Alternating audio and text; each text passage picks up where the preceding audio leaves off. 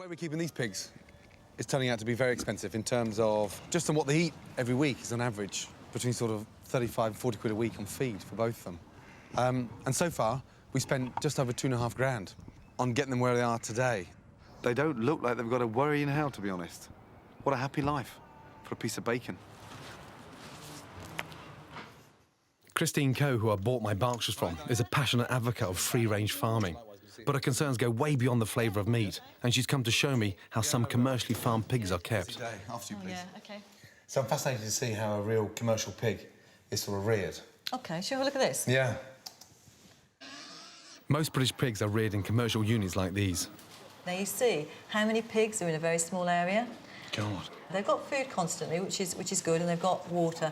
But then their whole aim is to just fatten up. So they don't go outside? No, they don't. I mean, an indoor reared pig does not go outside. Now, you see, farrowing crates are used to stop the sows lying on the piglets, but it's not natural in the sense that normally a sow would build a nest. Yeah. She would make sure that the piglets were in a particular place. 2/3 of pork in Britain is imported from Europe, and it seems that their standards can be much lower. The sows are literally put into rows and rows where they can't turn round. These are not legal now in the UK. All day? All day. I mean, they can just about lie down, but they can't turn round. God, that's gross. Look at that, how many are crammed into an area. And bearing in mind that we import 858,000 tonnes of pig meat into the UK. Yeah. Again, 70% of all of the imports would not meet UK welfare standards. Ready? But there's another unpleasant practice which is common in the UK and Europe: tail docking. So what they do is, because pigs are social animals and they like to have lots of space to run around, as we've seen the girls doing, if they're in cramped circumstances, and they get bad habits, and one of the bad habits is they chew each other's tails. So what they do is they actually take the tails off to save them chewing them. God, dear. Flipping heck. And this is... But the most disturbing thing for me is castration. It's rare in the UK, but common in Holland and Denmark.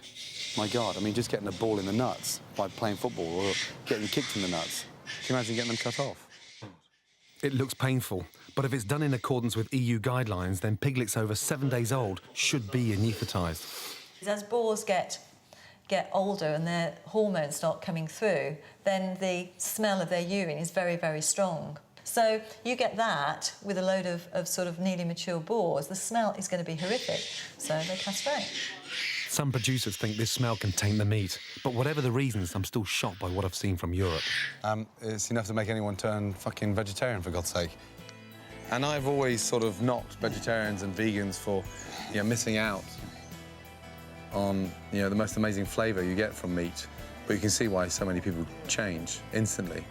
I didn't think he'd be quite as shocked as he was. He seemed really taken aback, and it touched him. No way would we ever treat you like that, you know. Hey. Good girls. Hey.